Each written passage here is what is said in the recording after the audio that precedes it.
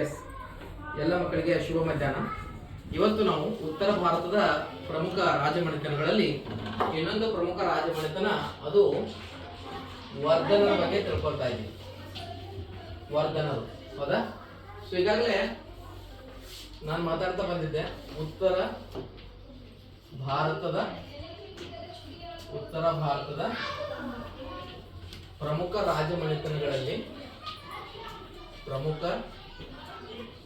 ರಾಜಮನೆತನಗಳಲ್ಲಿ ಈಗಾಗಲೇ ಮೌರ್ಯರ ಬಗ್ಗೆ ತಿಳ್ಕೊಂಡಿದ್ದೀವಿ, ಹೌದಾ? ಮೌರ್ಯರು, ನಂತರದಲ್ಲಿ ಕುಶಾನರು, ಮೂರನೇದಾಗಿ ಗುಪ್ತರು, ಹೌದಾ? ಸೊ ಅದರಲ್ಲಿ ಇವತ್ತು ಮತ್ತೊಂದು ಪ್ರಮುಖ ಸಾಮ್ರಾಜ್ಯ ವರ್ಧನ ಸಾಮ್ರಾಜ್ಯ. ವರ್ಧನ ಸಾಮ್ರಾಜ್ಯ ಪುಷ್ಯಭೂತಿ ವಂಶದಿಂದ ಸ್ಥಾಪನೆ ಆಗತ್ತೆ. ಯಾವ ವಂಶ ಅದು? ಪುಷ್ಯಭೂತಿ ವಂಶದ ಹೆಸರು ನೆನಪಿಟ್ಕೋಬೇಕು. ಪುಷ್ಯಭೂತಿ ವಂಶದಿಂದ ಈ ಸಾಮ್ರಾಜ್ಯ ಏನಾಯ್ತು? ಪುಷ್ಯಭೂತಿ ವಂಶದಿಂದ ಈ ಸಾಮ್ರಾಜ್ಯ ಏನಾಯ್ತು ಅಂದ್ರೆ ಪ್ರಾರಂಭ ಆಗತ್ತೆ. ಸೊ ಅದರಲ್ಲಿ ಈ ಪುಷ್ಯಭೂತಿ ಅಂತಕ್ಕಂಥವನು ಈ ಸಾಮ್ರಾಜ್ಯದ ಮೊದಲ ಅರಸ ಮತ್ತು ಸ್ಥಾಪಕ. ಯಾರು? ಸ್ಥಾಪಕನೇ ಪುಷ್ಯಭೂತಿ. ಇವರ ಪ್ರಮುಖ ರಾಜಧಾನಿ ಯಾವ್ದಾಗಿತ್ತು ಅಂದ್ರೆ ಕನೌಜ ಆಗಿತ್ತು. ರಾಜಧಾನಿ ಯಾವ್ದಾಗಿತ್ತು? ಕನೌಜ, ರೈಟ್? ಸೊ ಇಲ್ಲಿ ನಾವು ರಾಜಧಾನಿ ಕನೌಜ ನೋಡಿದ್ವಿ. ಇಲ್ಲಿ ಬರ್ತಕ್ಕಂಥ ಪ್ರಮುಖ ಅರಸರನ್ನ ನೋಡೋದಾದ್ರೆ, ಪ್ರಮುಖ ಅರಸರು ಯಾರೆಲ್ಲ ಬರ್ತಾರೆ ಅಂದ್ರೆ, ಪ್ರಮುಖ ಅರಸರು ಮೊದಲನೇದು ಪ್ರಭಾಕರ ವರ್ಧನ ಬರ್ತಾನೆ. ಪ್ರಭಾಕರ ವರ್ಧನ, ನಂತರದಲ್ಲಿ ರಾಜವರ್ಧನ, ನಂತರದಲ್ಲಿ ಹರ್ಷವರ್ಧನ, ನಂತರದಲ್ಲಿ ತಂಗಿ ರಾಜಶ್ರೀ. ತಂಗಿ ಯಾರು? ರಾಜಶ್ರೀ. ಸೊ ಇಲ್ಲಿ ನಿಮ್ಮ 6ನೇ ತರಗತಿಯಲ್ಲಿ ಪ್ರಮುಖ ಹರ್ಷವರ್ಧನ ಪರಿಚಯ ಮಾಡಿಕೊಟ್ಟಿದ್ದಾರೆ. ಯಾರನ್ನ? ಸೊ ಹರ್ಷವರ್ಧನ ಅಧಿಕಾರಕ್ಕೆ ಬಂದಾಗ ಕೇವಲ 14 ವರ್ಷ ವಯಸ್ಸು. ಎಷ್ಟು ವರ್ಷ? ನಿಮ್ಮೆಲ್ಲರಿಗೂ ಎಷ್ಟು ವರ್ಷ? ಅಂದ್ರೆ ನಿಮ್ಗಿಂತ ಎಷ್ಟು ವರ್ಷ ದೊಡ್ಡವನವನು? 2 ವರ್ಷ. ಎಷ್ಟು? 14. ನಿಮ್ಗೀಗ 12. ಅವಂಗೆ ಎಷ್ಟಿತ್ತು? ನಿಮ್ಗಿಂತ 4 ವರ್ಷ ದೊಡ್ಡವ. 16 ವರ್ಷಕ್ಕೆ ಅಧಿಕಾರಕ್ಕೆ ಬಂದ ಹರ್ಷವರ್ಧನ, ಹೌದಾ? ಸೊ ಹರ್ಷವರ್ಧನ ಪ್ರಭಾಕರ ವರ್ಧನ ಮರಣದ ನಂತರದಲ್ಲಿ ರಾಜವರ್ಧನ ಅಧಿಕಾರಕ್ಕೆ ಬರ್ತಾನೆ, ಹೌದಾ? ರಾಜವರ್ಧನ ಅಧಿಕಾರಕ್ಕೆ ಬಂದು ಈತ ತನ್ನ ತಂಗಿ ರಾಜಶ್ರೀಯನ್ನ ಯಾರಿಗೆ? ಮೌಖರಿ ಮನೆತನದ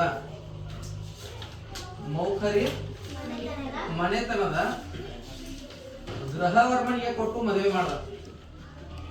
ಹಾಗಾದ್ರೆ ಈಗ ಗ್ರಹವರ್ಮ ಮತ್ತು ರಾಜಶ್ರೀ ಇಬ್ರು ಏನು? ಗಂಡ ಹೆಂಡತಿ, ಹೌದಾ? ಗ್ರಹವರ್ಮ ಹಾಗಾದ್ರೆ ಅಳಿಯನಾದ, ಹೌದಾ? ಯಾರಿಗೆ? ಈ ಪ್ರಭಾಕರ ವರ್ಧನಿಗೆ. ಸೊ ಇಬ್ರು ಗಂಡ ಹೆಂಡತಿ ಆದ್ರು. ಆದ್ರೆ ಅಲ್ಲಿ ಮಾಳವದ ಒಬ್ಬ ದುಷ್ಟ ಅರಸ ಯಾರನ್ನ ಕೊಂದಂದ್ರ ಗ್ರಹವರ್ಮನನ್ನು ಸೋಲಿಸಿ ಸಾಯಿಸ್ತಾನೆ. ಮಾಳವದ ಒಬ್ಬ ಅರಸ ಏನ್ ಮಾಡಿದ? ಗ್ರಹವರ್ಮನನ್ನ ಸೋಲಿಸಿದ. ಅವಾಗ ಏನ್ ಮಾಡ್ತಾರಂದ್ರೆ, ರಾಜವರ್ಧನ ಈ ಒಂದು ಸಾಮ್ರಾಜ್ಯದ ಮೇಲೆ ಆಡಿದ ಯುದ್ಧಕ್ಕೆ ಹೋದ. ಯಾರು? ಅಣ್ಣ ಶೆಟ್ಟಿನಿಂದ. ಎಲ್ಲಿ ಹೋದ? ಮಾಳವದ ಅರಸ ಮೇಲೆ ಹೋಗ್ತಾನೆ. ಆದ್ರೆ ಅಲ್ಲಿ ಶಶಾಂಕನಿಂದ, ಗೌಡ ದೇಶದ ಶಶಾಂಕನಿಂದ ಕೊಲ್ಲಲ್ಪಡ್ತಾನೆ, ಸಾಯ್ತಾನೆ. ಹಾಗಾದ್ರೆ ಇವನು ತೀರ್ಕೊಂಡ. ಮಾಳವದ ಅರಸ ನನ್ನ ಏನ ಸಾಯಿಸ್ಲಿಕ್ಕೆ ಹೋಗಿದ್ದ ಅಂತ ಟೈಮಲ್ಲಿ ಗೌಡ ದೇಶದ ಶಶಾಂಕ ಯಾರನ್ನ ಕೊಂದ? ರಾಜವರ್ಧನ ಕೊಂದ. ಆ ಸಂದರ್ಭದಲ್ಲಿ ಅಧಿಕಾರಕ್ಕೆ ಬಂದಿರತಕ್ಕಂಥ ಪ್ರಮುಖ ಅರಸ ಯಾರಂದ್ರೆ ಹರ್ಷವರ್ಧನ. ಅರ್ಥ ಆಯ್ತಾ? ಹರ್ಷವರ್ಧನ ಹೆಂಗ ಅಧಿಕಾರಕ್ಕೆ ಬಂದ? ಅವಾಗ ವಿಂಧ್ಯ ಪರ್ವತದಲ್ಲಿ ರಾಜಶ್ರೀಯನ್ನ ಆಯ್ತಾ ಶಶಾಂಕ ಬಂಧಿಸಿರ್ತಾನ, ಜೈಲ್ ಹಾಕಿರ್ತಾನ. ಎಲ್ಲಿ ಹಾಕಿರ್ತಾನ? ಜೈಲಾಗ ಯಾರನ್ನ ಹಾಕಿದಾನ? ರಾಜಶ್ರೀ ಹಾಕಿದ. ಅಲ್ಲಿಂದ ತಪ್ಸ್ಕೊಂಡ್ ಆಕಿ ಏನ್ ಮಾಡ್ತಾರ ಅಂದ್ರ ವಿಂಧ್ಯ ಪರ್ವತದಲ್ಲಿ ಅಳದಾಡ್ತಾ ಇದ್ರು. ಎಲ್ಲಿ ಅಡ್ಡಾಡ್ತಾ ಇದ್ರು? ವಿಂಧ್ಯ ಪರ್ವತದ ಅರಣ್ಯಗಳಲ್ಲಿ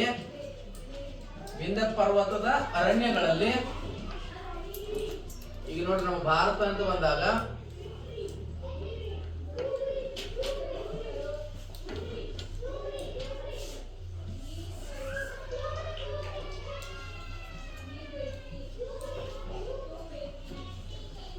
ಹೌದಾ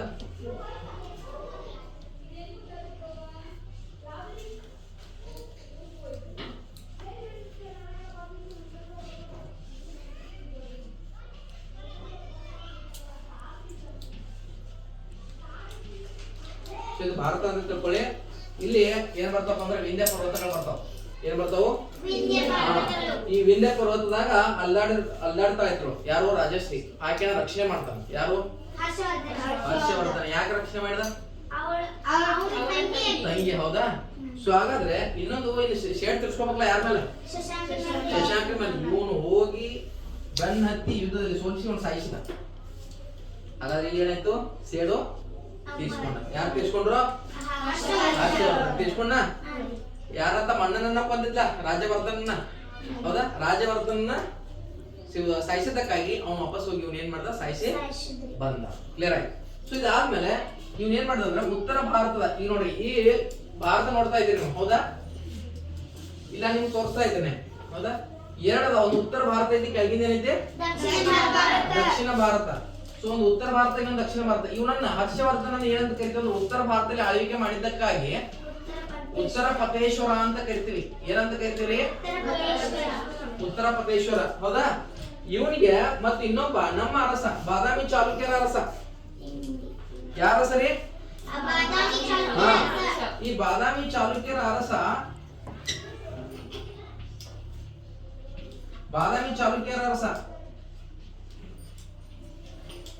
ಬಾದಾಮಿ ಚಾಲುಕ್ಯರ ಅರಸ ಯಾರು? ಇಮ್ಮಡಿ ಪುಲಿಕೇಶಿ. ಕರ್ನಾಟಕದಲ್ಲಿ ಆಳ್ವಿಕೆ ಮಾಡಿರ್ತಕ್ಕಂಥ ಪ್ರಮುಖ ಮನೆತನ ಅದು ಬಾದಾಮಿ ಚಾಲುಕ್ಯರು. ಹೌದಾ? ಇಮ್ಮಡಿ ಪುಲಿಕೇಶಿಗೂ ಮತ್ತು ಬಾದಾಮಿ ಚಾಲುಕ್ಯರ ಅರಸನಿಗೂ ಏನಂದ್ರೆ ಯುದ್ಧ ಆಯ್ತು. ಇವನನ್ನ ಇಮ್ಮಡಿ ಪುಲಿಕೇಶಿ ಏನಂತ ಕರಿತೀವಿ? ದಕ್ಷಿಣ ಪತೇಶ್ವರ ಅಂತ ಕರಿತೀವಿ. ಏನಂತ ಕರಿತಾರ್ರಿ? ಯಾಕೆ ಅವನಿಗೆ ದಕ್ಷಿಣ ಪತೇಶ್ವರ ಅಂತಾರ? ದಕ್ಷಿಣ ಭಾಗದಲ್ಲಿ ಆಳ್ವಿಕೆ ಮಾಡ್ತಾನೆ ಪ್ರಮುಖವಾಗಿ. ಅರ್ಥ ಆಯ್ತಾ? ಸೊ ದಕ್ಷಿಣ ಪತೇಶ್ವರ ಅಂತ ಕರಿತೀವಿ. ಈ ಉತ್ತರ ಪತೇಶ್ವರ ಇಬ್ರಿಗೂ ಏನಾಯ್ತಪ್ಪ ಅಂದ್ರ, ಯಾವಾಗ ಈ ಹರ್ಷವರ್ಧನ ನೋಡ್ರಿ ಸಿಂಧ್ ಪ್ರದೇಶವನ್ನ ಕಾಶ್ಮೀರವನ್ನ ಗೆದ್ಕೊಂಡು ವಾಪಸ್ ದಕ್ಷಿಣ ಭಾರತದ ಕಡೆಗೆ ಗಮನ ಹರಿಸ್ತಾನೆ. ಯುದ್ಧ ಮಾಡ್ಬೇಕಂತ ಈ ಕಡೆ ಬರ್ಬೇಕು ಅಂತೇಳಿ ಇವೇನ್ ಮಾಡ್ತಾರ? ದಕ್ಷಿಣ ಭಾರತಕ್ಕೆ ಬಂದ. ಯಾರನ್ನು? ಉತ್ತರ ಪ್ರದೇಶ ಹರ್ಷವರ್ಧನ. ಅವಾಗ ಅವ್ನಿಗೆ ಎದುರಾಗಿದ್ದ ಯಾರಪ್ಪ ಅಂದ್ರೆ ಇಮ್ಮಡಿ ಪುಲಿಕೇಶಿ. ಯಾಕಂದ್ರೆ ಇವ್ ಬಲಿಷ್ಠ ಇದ್ದ. ಇಲ್ಲಿ ಇವ್ರಿಬ್ರಿಗೂ ಎಲ್ಲ ಆಯ್ತಂದ್ರ ನರ್ಮದಾ ನದಿ ತೀರದಲ್ಲಿ ಒಂದು ಯುದ್ಧ ಆಗತ್ತ. ನರ್ಮದಾ ನದಿ ತೀರದಲ್ಲಿ ಏನಾಯ್ತು? ಯುದ್ಧ ಆಗತ್ತ. ಆ ಯುದ್ಧದಲ್ಲಿ ಏನ್ ಮಾಡ್ತಾರಂದ್ರ ಇಮ್ಮಡಿ ಪುಲಿಕೇಶಿ ಜಯವನ್ನ ಸಾಧಿಸ್ತಾನ. ಯಾರಿಗೆದ್ರು ನಮ್ಮ ರಾಜ್ಯ ಗೆದ್ದ ಇಮ್ಮಡಿ ಪುಲಿಕೇಶಿ. ಬಾದಾಮಿ ಚಾಲುಕ್ಯರಲ್ಲಿ ಬರ್ತಕ್ಕಂತ ಪ್ರಮುಖ ಅರಸ ಗೆದ್ದ. ಸೊ ಅದ್ರ ಬಗ್ಗೆ ಯಾರ ಒಂದು ಶಾಸನ? ಐಹೊಳೆ ಪ್ರಶಸ್ತಿ ಶಾಸನ ತಿಳಿಸ್ಕೊಡ್ತಿದ್ರು. ಐಹೊಳೆ ಪ್ರಶಸ್ತಿ ಶಾಸನ. ಈ ಐಹೊಳೆ ಪ್ರಶಸ್ತಿ ಶಾಸನ ಯಾರು ರಚನೆ ಮಾಡಿದಾರ ಅಂದ್ರ ರವಿಕೀರ್ತಿ ರಚನೆ ಮಾಡಿದಾರು. ಯಾರೇ? ರವಿಕೀರ್ತಿ ರಚನೆ ಮಾಡಿರ್ತಕ್ಕಂಥ ಶಾಸನ ಐಹೊಳೆ ಪ್ರಶಸ್ತಿ ಶಾಸನ. ಪ್ರಶಸ್ತಿ ಅಂದ್ರೆ ಏನು? ಹೊಗಳೋದು. ಯಾರನ್ನ ಹೊಗಳಿದಾರ ಅಂದ್ರ ಇಮ್ಮಡಿ ಪುಲಿಕೇಶಿನ ಹೊಗಳಿದಾನೆ. ಯಾರು? ರವಿಕೀರ್ತಿ. ಹಂಗ ಈಗ ಉತ್ತರ ಪ್ರದೇಶ್ವರ ಈ ಯುದ್ಧದಲ್ಲಿ ಸೋತ. 634ರಲ್ಲಿ ನಡೀತದ. ಹೌದಾ? ಯುದ್ಧದಲ್ಲಿ ಸೋತು ವಾಪಸ್ ಏನಪ್ಪಾ ಅಂದ್ರ ಹಿಂತಿರುಗ್ತಾನ. 630ರಿಂದ 34 ಆ ಒಂದು ಅವಧಿಯೊಳಗೆ ಬರ್ತದ. ವಾಪಸ್ ಹಿಂತಿರುಗಿದ ಅಂದ್ರೆ ಇಲ್ಲಿ ಬಲಿಷ್ಠರಾಗಿ ಆಳ್ವಿಕೆ ಮಾಡಿರ್ತಕ್ಕಂಥವ್ನು ಯಾರಂದ್ರ ಅವನು ಇಮ್ಮಡಿ ಪುಲಿಕೇಶಿ. ನೋಡ್ರಿ ನಾವು ಮತ್ ವಿಷಯಕ್ಕೆ ಬರೋಣ. ಯಾರ ಬಗ್ಗೆ ತಿಳ್ಕೊತಾ ಇದೀವಿ? ಹರ್ಷವರ್ಧನ. ಹೌದಾ? ಹರ್ಷವರ್ಧನ ಕಾಶ್ಮೀರವನ್ನ ಗೆದ್ದ, ಸಿಂಧ ಪ್ರದೇಶವನ್ನ ಗೆದ್ದ, ದಕ್ಷಿಣ ಭಾರತವನ್ನ ಗೆಲ್ಬೇಕಂತ ಈ ಕಡೆ ಗಮನ ಹರಿಸಿದ. ಆದ್ರೆ ಇಲ್ಲಿ ಪ್ರಬಲ ಅರಸ ಎದುರಾದ, ಹಿಂಗಾಗಿ ಇಲ್ಲಿ ಸೋತ. ರೈಟ್? ಸೊ ಇದು ಯಾರಂದ್ರ ನಮ್ಮ ಇಮ್ಮಡಿ ಪುಲಿಕೇಶಿ. ಸುಮಾರು ಯಾರಂದ್ರ ಹರ್ಷವರ್ಧನ ಸುಮಾರು 40 ವರ್ಷಗಳ ಕಾಲ ಆಳ್ವಿಕೆ ಮಾಡ್ತಾನೆ. ಎಷ್ಟು ವರ್ಷ? 40 ವರ್ಷಗಳ ಕಾಲ ಆಳ್ವಿಕೆಯನ್ನ ಮಾಡ್ದ. ಆಮೇಲೆ ಈ ಮಾಳವ ಈ ಗೃಹವರ್ಮ ಇತ್ತಲ್ಲ, ಈ ಗೃಹವರ್ಮನ ಸಾಮ್ರಾಜ್ಯವನ್ನು ಕೂಡ ತನ್ನ ಹತೋಟಿಗೆ ತೆಗೆದುಕೊಂಡ. ಯಾಕಂದ್ರೆ ಅಲ್ಲಿ ಇವ್ ತೀರ್ಕೊಂಡ ಮೇಲೆ ಯಾರು ಇರ್ಲಿಲ್ಲ. ಸೊ ಆ ಸಾಮ್ರಾಜ್ಯವನ್ನ ಹತೋಟಿಗೆ ತೆಗೆದುಕೊಂಡು ಅವರ ರಾಜಧಾನಿಯಾಗಿರ್ತಕ್ಕಂಥ ಕನೋಜನ್ನೇ ತನ್ನ ರಾಜಧಾನಿಯನ್ನಾಗಿ ಮಾಡ್ಕೊತಾನೆ. ಯಾರು? ಹರ್ಷವರ್ಧನ. ಅರ್ಥ ಆಯ್ತಾ? ಸೊ ಹರ್ಷವರ್ಧನ ಇದಾದ್ಮೇಲೆ ಹರ್ಷವರ್ಧನ ಪ್ರಮುಖ ಸಾಹಿತ್ಯ ಏನ್ ಮಾಡ್ತಾನೆ ಅಂತಕ್ಕಂಥದ್ದು ನೋಡೋದಾದ್ರೆ ನೋಡ್ರಿ. ಸಾಹಿತ್ಯ, ಹರ್ಷವರ್ಧನ ಒಬ್ಬ ಕವಿ ಕೂಡ ಆಗಿದ್ದ. ಈ ಹರ್ಷವರ್ಧನ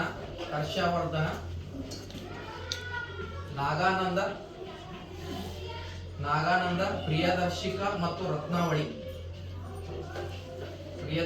ಮತ್ತು ಇನ್ನೊಂದು ಕೃತಿ ಯಾವುದು ರತ್ನಾವಳಿ ಅಂತಕ್ಕಂಥ ಕೃತಿಯನ್ನ ಆತ ಬರೆದ.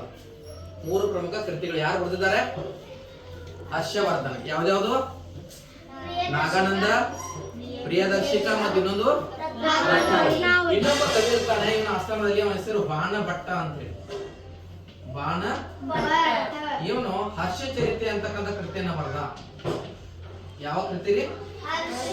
ಹರ್ಷಚರಿತೆ ಅಂತಕ್ಕಂಥ ಕೃತಿಯನ್ನ ಬರೀತಾನೆ. ಯಾರದು? ಬಾಣಭಟ್ಟ. ಅದೇ ರೀತಿಯಾಗಿ ಇನ್ನೊಬ್ಬ ಬರ್ತಾನೆ ಇಲ್ಲಿ, ಅವನ ಹೆಸರು ಏನಪ್ಪಾ ಅಂದ್ರ ಚೀನಾ ದೇಶದ ಯಾತ್ರಿಕ ಹುಯೆನ್ ತ್ಸಾಂಗ್. ಚೀನಾ ದೇಶದ ಇನ್ನೊಂದು ಕೃತಿ ಬರೀತಾನ, ಅದ್ರ ಹೆಸರು ಏನಪ್ಪಾ ಅಂದ್ರೆ ಸಿಯುಕಿ. ಇದನ್ನ ಪಶ್ಚಿಮ ರಾಜ್ಯದ ದಾಖಲೆ ಅಂತ ಕರೀತಾರೆ. ಪಶ್ಚಿಮ ರಾಜ್ಯದ ದಾಖಲೆ, ರೆಕಾರ್ಡ್ ಆಫ್ ವೆಸ್ಟರ್ನ್ ಕಿಂಗ್ಡಮ್ ಅಂತ ಕರೀತೀವಿ. Record of western Kingdom. So ಪಶ್ಚಿಮ ರಾಜ್ಯದ ದಾಖಲೆ ಅಂತ ಕರೀತಾರೆ. ಹುಯೆನ್ ತ್ಸಾಂಗ್ 1400 ವರ್ಷಗಳ ಹಿಂದೆ, ಎಷ್ಟು ವರ್ಷಗಳಿಂದ? 1400 ವರ್ಷಗಳ ಹಿಂದೆ ಭಾರತ ದೇಶದಲ್ಲಿ ಬಂದು ಸುಮಾರು ಎಷ್ಟು 14 ವರ್ಷಗಳ ಕಾಲ ಇದ್ದ. ಎಷ್ಟು ವರ್ಷಗಳ ಕಾಲ? 14 ವರ್ಷಗಳ ಕಾಲ ಇದ್ದ. ಎಲ್ಲ ಭಾರತ, ಯಾಕಂದ್ರೆ ಬೌದ್ಧ ಧರ್ಮದ ಒಂದು ತವರು ನಮ್ಮ ದೇಶ. ಯಾಕಂದ್ರೆ ಇವರು ಈ ಒಂದು ಹರ್ಷವರ್ಧನ ಎಲ್ಲ ಧರ್ಮಗಳಿಗೆ ಆಶ್ರಯವನ್ನು ಕೊಡ್ತಾರೆ. ಪ್ರಮುಖ ಶೈವನಾಗಿದ್ರು ಕೂಡ ಆತ ಏನ್ ಮಾಡ್ತಾನೆ? ಬೌದ್ಧ ಧರ್ಮಕ್ಕೂ ಕೂಡ ಏನ್ ಮಾಡ್ತಾನೆ? ಆಶ್ರಯವನ್ನು ಕೊಡ್ತಾನೆ. ಅದರಲ್ಲಿ ಈ ಹುಯೆನ್ ತ್ಸಾಂಗ್ ಏನ್ ಬಂದಿಲ್ಲ ಚೀನಾ ದೇಶದಿಂದ. ಅವನು 1400 ವರ್ಷಗಳ ಹಿಂದೆ ಬಂದ, ಭಾರತ ದೇಶ ನೆಲೆಸಿದ್ದ ಹಾಗೂ ಭಾರತ ದೇಶದಲ್ಲಿ ಇರ್ತಕ್ಕಂತ ಒಂದು ಸ್ಥಿತಿಗತಿಯನ್ನು ಅಧ್ಯಯನ ಮಾಡ್ದ. ಆ ಒಂದು ಕೃತಿಯನ್ನು ಬರೀತಾನೆ. ಅದನ್ನ ಪಶ್ಚಿಮ ರಾಜ್ಯದ ದಾಖಲೆ ಅಂತ ಕರೀತಾರೆ. ಅದಕ್ಕಾಗಿ ಇವನನ್ನ ಏನಂತ ಕರಿತೀವಿ ಅಂದ್ರೆ ಪ್ರವಾಸಿಗರ ರಾಜ ಅಂತ ಕರಿತೀವಿ. ಏನಂತ ಕರಿತೀವ್ರಿ? ಯಾರನ್ನ? ಪ್ರವಾಸಿಗರ ರಾಜ. ಹೌದಾ? ನಂತರದಲ್ಲಿ ನಾನೀಗಾಗಲೇ ಹೇಳಿನ ಬೇರೆ ಬೇರೆ ಧರ್ಮಗಳಿಗೂ ಕೂಡ, ಬೌದ್ಧ ಧರ್ಮಕ್ಕೂ ವಿಶೇಷವಾಗಿ ರಾಜ್ಯಾಶ್ರಯವನ್ನು ಕೊಡ್ತಾನ ಅಂತ ಹೇಳಿದೆ. ಯಾರು? ಹರ್ಷವರ್ಧನ. ಪ್ರಮುಖ ಹಿಂದೆ ಹೇಳಿದ್ದೆ ನಿಮಗೆ ಎಷ್ಟು ಬೌದ್ಧ ಧರ್ಮ ಸಮ್ಮೇಳನ ನಡೆದವು? 5 ನಡೆದವ ಅಂತ ಹೇಳಿದ್ದೆ. ಹೌದಾ? ಈತ 5ನೇ ಬೌದ್ಧ ಧರ್ಮದ ಒಂದು ಸಮ್ಮೇಳನ ನಡೆಸಿದವರು ಯಾರು? ಹರ್ಷವರ್ಧನ. ಆಮೇಲೆ ಯಾರು ಅಧ್ಯಕ್ಷರಾಗಿದ್ರು ಅಂದ್ರೆ ಹುಯೆನ್ ತ್ಸಾಂಗ್ ಆಗಿದ್ದ. ಯಾರು ಅಧ್ಯಕ್ಷರಾಗಿದ್ರು? Hiuen Tsang. 5ನೇ ಬೌದ್ಧ ಧರ್ಮ ಸಮ್ಮೇಳನದ ಅಧ್ಯಕ್ಷತೆ. 5ನೇ ಬೌದ್ಧ ಧರ್ಮ ಸಮ್ಮೇಳನ,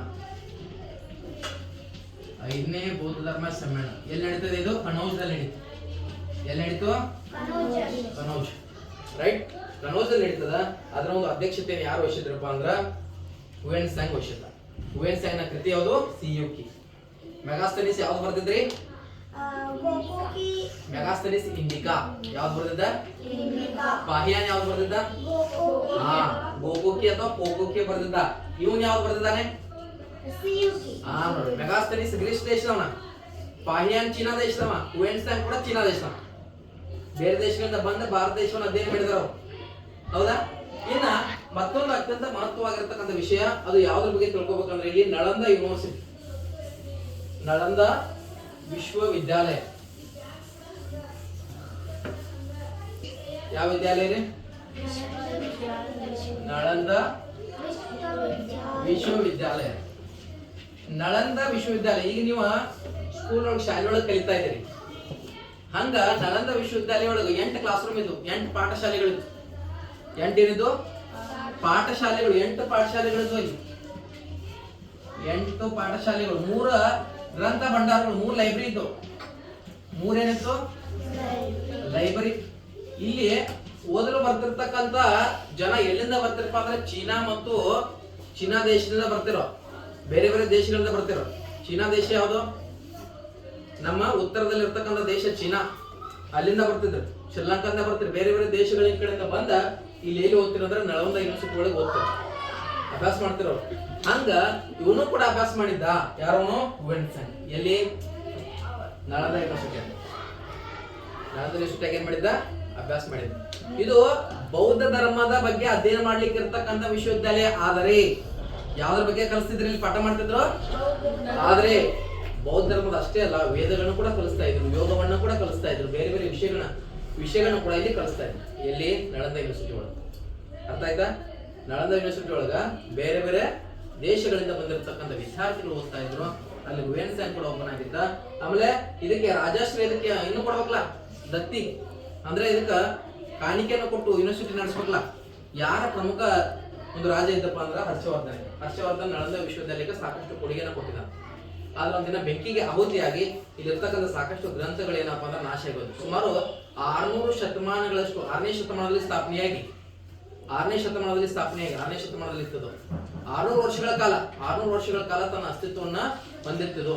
ಆದ್ರೆ ಬೆಂಕಿಗೆ ಆಹುತಿ ಆದ್ಮೇಲೆ ಏನಾಯ್ತಂದ್ರೆ ತನ್ನ ಅಸ್ತಿತ್ವನ ಇದು ಕಳ್ಕೊಳ್ಳುತ್ತ ನಳಂದ ವಿಶ್ವವಿದ್ಯಾಲಯ ಅಂತಕ್ಕಂಥ ನೋಡ್ಬೋದು.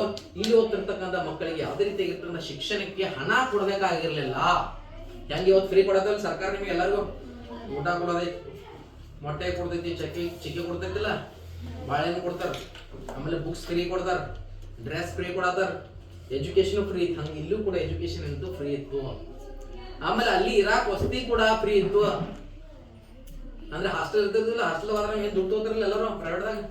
ಆದ್ರೆ ಅಲ್ಲಿ ಕಂಪ್ಲೀಟ್ ಆಗಿ ಏನಿತ್ತು, ಉಚಿತ ವಸತಿ, ಉಚಿತ ಶಿಕ್ಷಣ ಕೊಡ್ತಾ ಇದ್ರು ನಳಂದ ವಿಶ್ವವಿದ್ಯಾಲಯ. ಎಲ್ಲಿ ಬರ್ತೈತಿ ನಳಂದ? ಇದು ಬಿಹಾರದಾಗ ಬರ್ತೈತಿ. ಬಿಹಾರದ ರಾಜಧಾನಿ ಯಾವ್ದು? ಪಾಟ್ನಾ. ಯಾವ್ದ್ರಿ? ಈಗ ಏನ್ ತಿಳ್ಕೊಂಡ್ವಿ ಅನ್ನೋದನ್ನ ಮತ್ತೊಮ್ಮೆ ಸಂಕ್ಷಿಪ್ತವಾಗಿ ಹೇಳ್ಬಿಡ್ತೀನಿ. ಹೌದಾ? ಉತ್ತರ ಭಾರತದ ರಾಜ್ಯ ಮನೆತನಗಳ ಬಗ್ಗೆ ನೋಡ್ತಾ ಇದ್ವಿ. ಪ್ರಮುಖ ಉತ್ತರ ಭಾರತದ ಮನೆತನಗಳಲ್ಲಿ ಈಗಾಗಲೇ ನಾವು ಮೌರ್ಯರ ಬಗ್ಗೆ ನೋಡಿದ್ವಿ, ಕುಶಾನರ ಬಗ್ಗೆ ನೋಡಿದ್ವಿ. ಅದಾದ್ಮೇಲೆ ಗುಪ್ತರ ಬಗ್ಗೆ, ಕೊನೆಯಾಗಿ ಬರ್ತಕ್ಕಂಥವ್ರು ವರ್ಧನವರು. ಇನ್ನ ಮಾಳೆ ಮುಂದೆ ಬರ್ತಾವ. ಕಾಶ್ಮೀರದ ಕಾರ್ಕೋಟ ಸಾಮ್ರಾಜ್ಯ ಬರ್ತದೆ.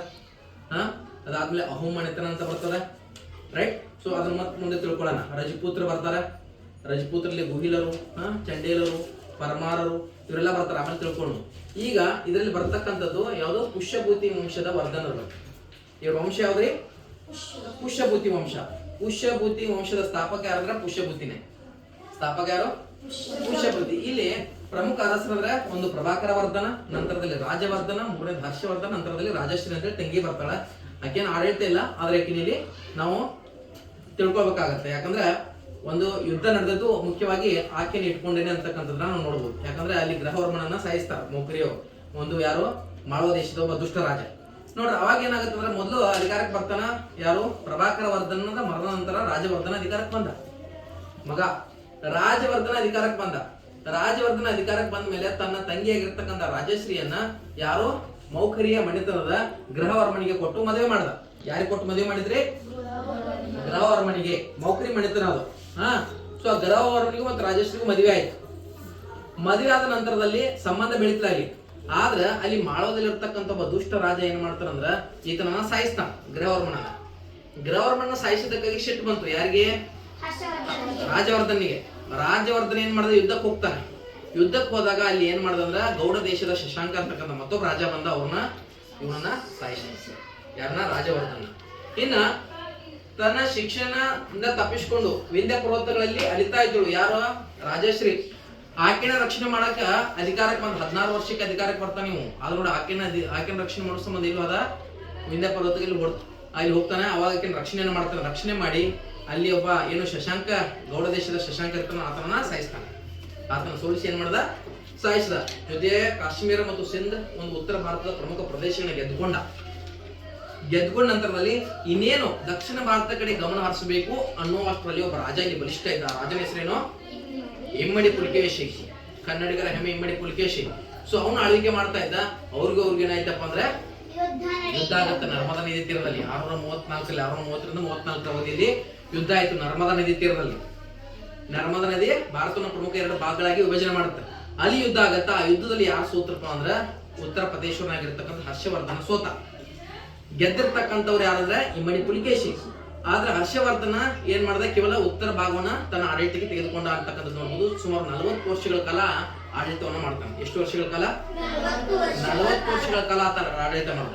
ನೆಕ್ಸ್ಟ್ ಮುಂದಕ್ಕೆ ಹೋಗೋದಾದ್ರೆ ಅಲ್ಲಿ ಒಬ್ಬ ಯಾರು ಬರ್ತಾರೆ ಅಂದ್ರೆ ಆತನ ಸಾಹಿತ್ಯ ಬರ್ತದೆ.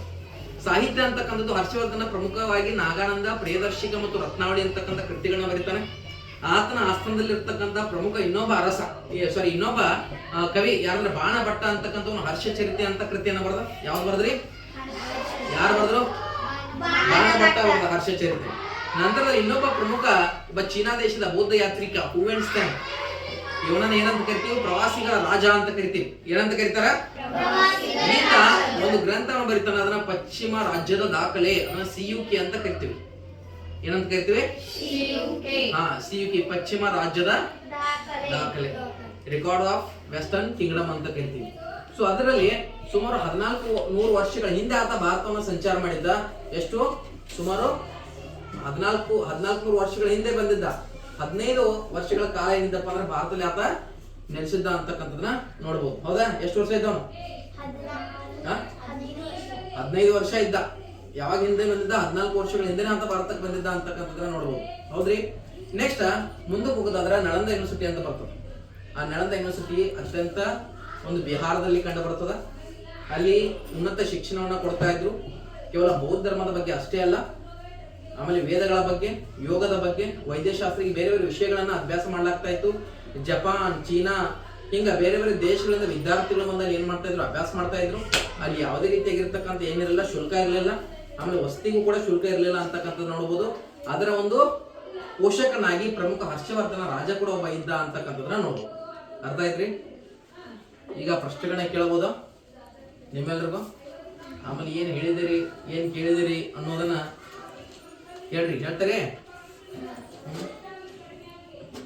ರಕ್ಷತೆ ಆದ್ನಲ್ಲ, ಇಲ್ಲಿ ಬಾ, ಇಲ್ಲಿ ಬಾ. ಹರ್ಷವರ್ಧನ ತಂಗಿ ಹೆಸರೇನ? ಬ್ಯಾರೆ ಚಪಾಡು ಎಲ್ಲಾರು ನೀ ಬಾ ಅನುಶ್ರೀ. ವರ್ಧನ ವಂಶವನ್ನು ಸ್ಥಾಪಿಸಿದವರು ಯಾರು? Very good. ನೆಕ್ಸ್ಟ್ ನೀ ಬರೋ ಬಿರುವಳು. ಅವರ ರಾಜಧಾನಿ ಯಾವುದು? ವರ್ಧನರ ರಾಜಧಾನಿ ಯಾವುದು? ನೀವರ ಹೇಳಪ್ಪ. Very good. ಯಾವ್ದ್ರಿ? ಯಾವುದು? ಹೋಗು ಕೂತ್ಕೋ. ನಂತರದಲ್ಲಿ ವೈಷ್ಣವಿ ಬಾ.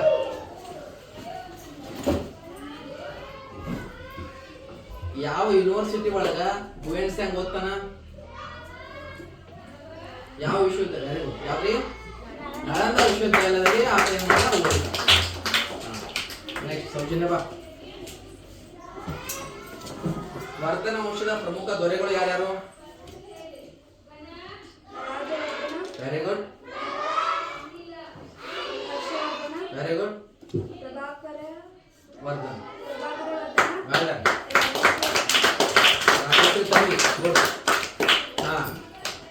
ಇನ್ನ ನೀವ ರಾಜಶ್ರೀಯನ್ನ ಯಾರಿಗೆ ಕೊಟ್ಟು ಮದುವೆ ಮಾಡಿರು? Very good. ಮೌಕರಿ ಮಣಿತನದ ಮನೆಗೆ ಕೊಟ್ಟು ಮದುವೆ ಮಾಡಿದ್ರು. ಈಗ ನೆಕ್ಸ್ಟ್ ಯಾರು ಬರ್ತೀರಿ? ಸೌಜನ್ಯ ಮಂಡಳಿ ಬಾ.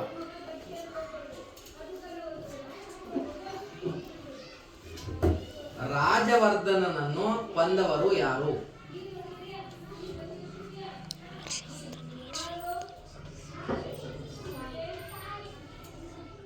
ನೀವ ಪ್ರಶ್ನೆಗಳು. ಶಶಾಂಕ ಯಾರ್ರಿ? ಗೌಡ ದೇಶದ ಶಶಾಂಕ. ಯಾವ ದೇಶ? ಶಶಾಂಕ. ಯಾರನ್ನು ಕೊಂದ್ರಿ? Very good. ಕೂತ್ಕೋ. ನೆಕ್ಸ್ಟ್ ಮತ್ತೆ ಯಾರು ಬರ್ತೀರಿ? ನಿಂತ ಬಾ. ನಿದ್ದೆ ಮಾಡತ್ತಿ? ಇಲ್ಲ ಬಾ. ಉತ್ತರ ಪ್ರದೇಶ್ವರ ಅಂತ ಬರೋದು ಯಾರಿಗಿತ್ತು?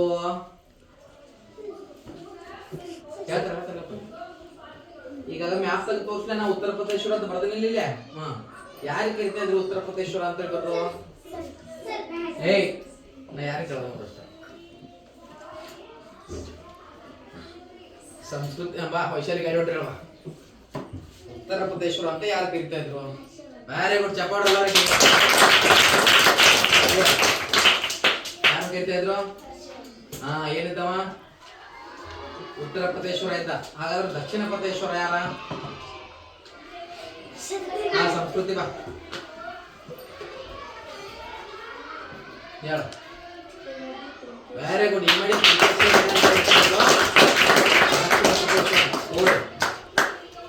ನೆಕ್ಸ್ಟ್ ಬಾಬಾ ಹೂವಿನ ಸಂಘ ಯಾವ ಕೃತಿಯನ್ನ ಬರದ? ಹೂವಿನ ಸಂಘ ಬರ್ದಿರ್ತಕ್ಕಂತ ಕೃತಿ ಯಾವುದು? ರಕ್ಷಿತ ಹೂವಿನ ಸಂಘ ಬರೆದ ಕೃತಿ ಯಾವುದು? Very good. ಯಾವ್ದ್ರಿ? ಹಾ. ಇನ್ನ ನೆಕ್ಸ್ಟ್ ಹರ್ಷವರ್ಧನ ಬರೆದಿರ್ತಕ್ಕಂತ 3 ಕೃತಿಗಳು ಯಾವುದು? ನಾಗಾನಂದ, ಪ್ರಿಯದರ್ಶಿಕ, ರತ್ನಾವಳಿ. ಶಬಾಷ್, ವೆಲ್ ಡನ್. ನೆಕ್ಸ್ಟ್ ಕೈ ಹೆಸರು ಯಾರಿಗೆ ಬರ್ತಾವ? ನಳಂದ ವಿಶ್ವವಿದ್ಯಾಲಯ ಯಾವ ರಾಜ್ಯದಾಗ ಐತಿ? ನಳಂದ ವಿಶ್ವವಿದ್ಯಾಲಯ ಯಾವ ರಾಜ್ಯದಲ್ಲಿದೆ? ನಾ ಕೇಳಿ ನಂಗ ಕೈ ಹೆಸರು ಅಷ್ಟೇ ನೀವಪ್ಪ. ನಳಂದ ವಿಶ್ವವಿದ್ಯಾಲಯ ಯಾವ ರಾಜ್ಯದಲ್ಲಿದೆ? ಆ ಕಡೆ ಹೇಳು. ನಳಂದ ವಿಶ್ವವಿದ್ಯಾಲಯ ಯಾವ ರಾಜ್ಯದಲ್ಲಿದೆ? ವೆರಿ ಗುಡ್, ಚಪ್ಪಾಳೆ. ನೆಕ್ಸ್ಟ್ ನಳಂದ ವಿಶ್ವವಿದ್ಯಾಲಯದ ಬಗ್ಗೆ ಯಾರಾದ್ರೂ ಒಂದ್ 2 ಮಾತು ಹೇಳ್ತಾರೆ? ನಳಂದ ವಿಶ್ವವಿದ್ಯಾಲಯದ ಬಗ್ಗೆ ಬಾ, ಏನ್ ತಿಳ್ಕೊಂಡು ಅದನ್ನ ಹೇಳು. ನಳಂದ ವಿಶ್ವವಿದ್ಯಾಲಯವು ಬೌದ್ಧರಿಗೆ ಅಷ್ಟೇ ಅಲ್ಲದೆ ಬೇರೆ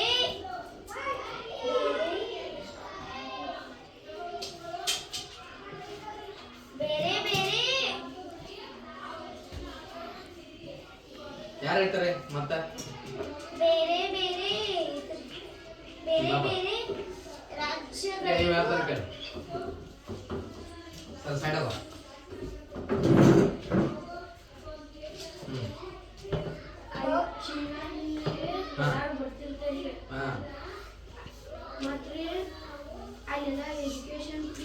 ವೆರಿ ಗುಡ್.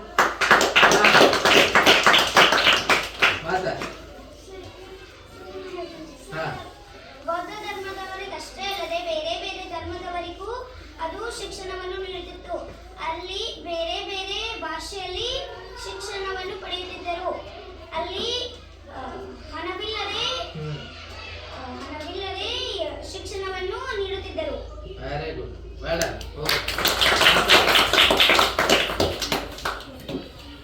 ನೆಕ್ಸ್ಟ್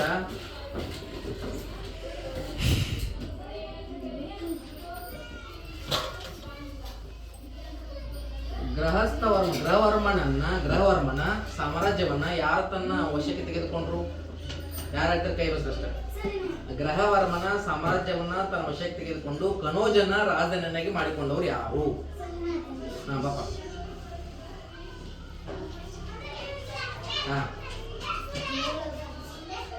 ಅದೇ ಅವನ್ನ ಸಾಮ್ರಾಜ್ಯವನ್ನ ತೆಗೆದುಕೊಂಡವ್ರು ಯಾರು? Very good. ಯಾರೇ? ಹರ್ಷವರ್ಧನ. ಯಾರ್ದ? ಗ್ರಹವರ್ಮನ. ಯಾಕಂದ್ರೆ ಅವ್ನು ತೀರ್ಕೊಂಡ ಮೇಲೆ ಏನಾಯ್ತು? ಹೆಂಗ್ ತೀರ್ಕೊಂಡವ? ದುಷ್ಟರಾಜ ಮಾಳವದ ದುಷ್ಟರಾಜವನ್ನ ಸಾಯಿಸ್ತಾನ. ಅದಕ್ಕೆ ಅವ ಏನ್ ಮಾಡ್ದ? ತನ್ನ ತಂಗಿನ ರಕ್ಷಿಸಿ ತನ್ನ ರಾಜ್ಯವನ್ನ ತನ್ನ ಅಸ್ತಿತ್ವಕ್ಕೆ ತೆಗೆದುಕೊಂಡು ಏನ್ ಮಾಡ್ದ? ಅದನ್ನ ರಕ್ಷಣೆಯನ್ನ ಮಾಡ್ತಾನ. ಕನೋಜನ ರಾಜನಿಗೆ ಮಾಡಿಸ್ಕೊಳ್ತಾನೆ. ಆಯ್ತು? ಎಸ್, ಇಷ್ಟು ಎಲ್ಲರಿಗೂ ತಿಳಿದಿದೆ ಅನ್ಕೊತೀನಿ. ನಾಳೆ ಮತ್ತೊಂದು ಪಾಠವನ್ನ ವೆರಿ ಗುಡ್. ಇನ್ನೊಂದು ಕೃತಿ, ಹರ್ಷಚರಿತೆ ಕೃತಿಯ ರಚನಾಕಾರ ಯಾರು? ಯಾರಂತ ಕೇಳ್ತೀರಿ? ಹರ್ಷಚರಿತೆ ಯಾರು ಬರ್ತಾರು? Very good. ಯಾರೇ? ಬಂದ್ ಮಾಡಪ್ಪ.